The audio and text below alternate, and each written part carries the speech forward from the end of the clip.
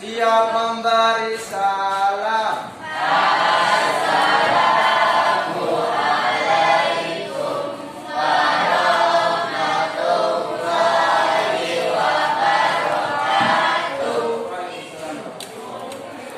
Gimana kabarnya hari ini?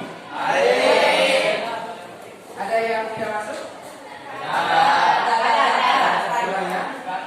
Oke, dia kenapa datang? Memang sekarang ini waktunya kita harus sering menjaga kesehatan ya. Jangan sampai kita terserang penyakit lagi, apalagi masa pandemi sekarang ini. Jadi kita harus bisa jaga jarak, kemudian sering mencuci tangan di air mengalir. Ya Pak. Kita doakan katanya segera sehat kembali dan belajar seperti biasa ya. Sebelum kita mulai belajar, kita berdoa dulu. Ada satu hal yang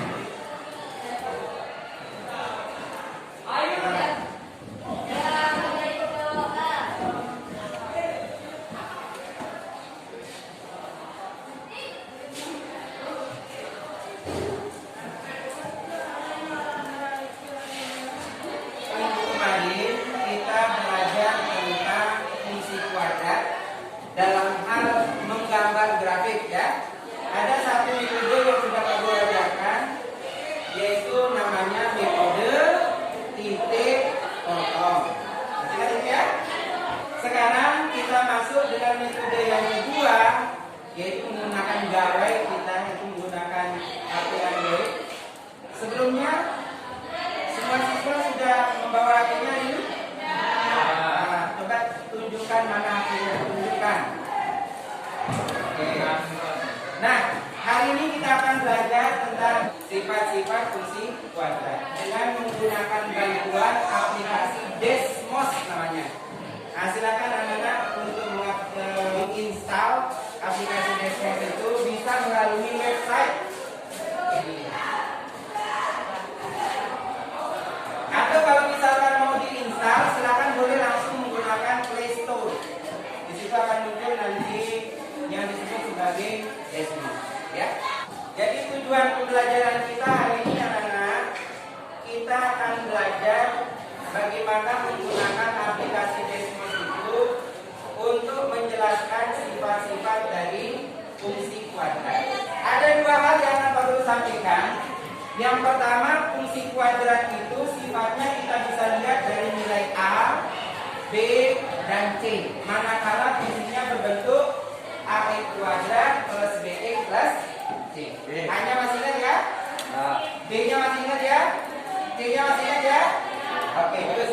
Nah, sifatnya yang pertama adalah ketika nilai A-nya positif, maka nanti kurvanya itu mesti akan terbukanya ke atas. Ini sifat yang pertama. Sebaliknya, kalau nanti A-nya negatif, maka kurvanya akan terbuka ketika dia terbuka ke bawah, maka puncaknya namanya puncak yang maksimum namanya. Bisa dipahami sampai di situ? Nah, kemudian yang ketiga, kalau dilihat dari tanda B dengan A sekarang, ini kalau B-nya dengan A itu tandanya sama, maka nanti puncaknya berada di sebelah kiri sumbu Y, sebelah kirinya. Tapi kalau dia berbeda tandanya, maka puncaknya berada di sebelah kanan. Nah, begitu juga kalau tandanya B-nya sama dengan 0, maka puncaknya itu berada pada sumbu koordinatnya. Sampai di sini ada masalah? Nah, kemudian sekarang nilai C-nya. Kalau C-nya positif, itu nanti motong sumbu Y-nya positif. Y positif itu berada di atas sumbu Y atau di bawah sumbu Y? Di atas.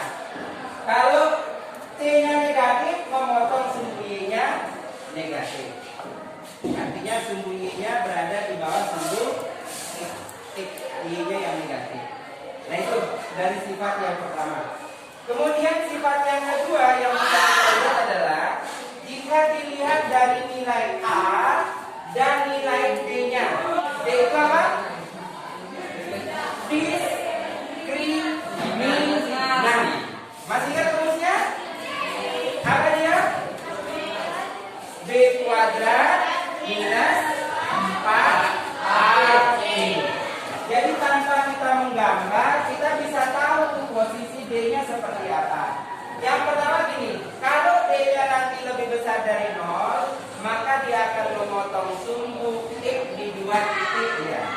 Atau sebaliknya, kalau gambarnya memotong sumbu X di 2 titik, itu artinya diskriminannya lebih besar dari 0. Kalau D-nya sama dengan 0, maka dia menyinggung sumbu X hanya di 1 titik nanti. Nanti kita akan bisa lihat itu secara jelas dengan menggunakan aplikasi yang sudah saya sebutkan tadi. Nah, kemudian yang ketiga, kalau D-nya kurang dari 0, hanya positif, maka grafik itu dia tidak memotong sumbu X. Dan semuanya mesti berada di atas. Di atas sumbu X, makanya kita sebut sebagai definit positif namanya. Apa? Nah, definit positif itu adalah nilai fungsinya selalu bernilai positif artinya. Jadi selalu bernilai positif. Nanti kebalikannya, kalau A-nya kurang dari 0, D kurang dari 0, maka definit negatif. Semua fungsinya berada di bawah sumbu X. Jadi semua nilainya itu bernilai negatif. Jelas kira-kira ini?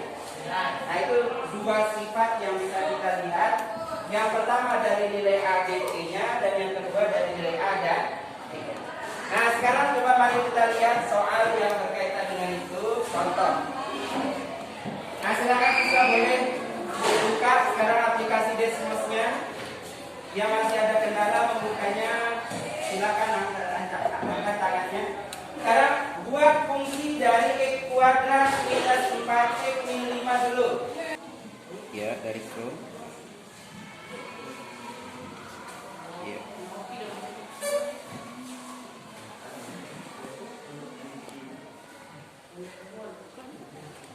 Y kuadrat. Y-nya sama dengan ya.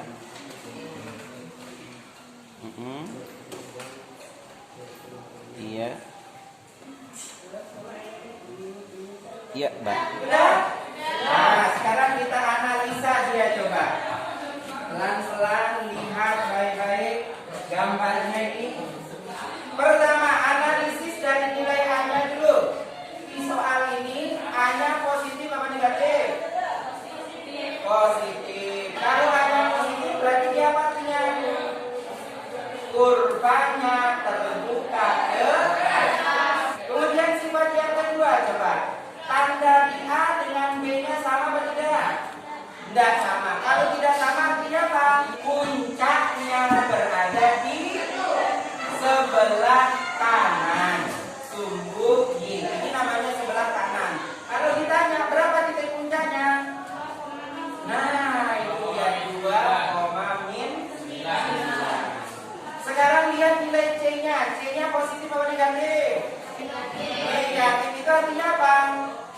Memotong sumbu Y di Y negatif. Lihat titiknya klik sekali tak. Nah, itu jadi min 5 kan? Nah, kemudian sifat yang berikutnya, kalau kita lihat dari nilai D. Nah, nilai D-nya lebih besar dari 0. Itu saja hari ini kita akan pelajari. Nah, nanti bisa dicoba di rumah. Ini sebagai latihannya. Oke, sebelum kita akhiri, mari kita tutup dengan berdoa dulu. Silakan.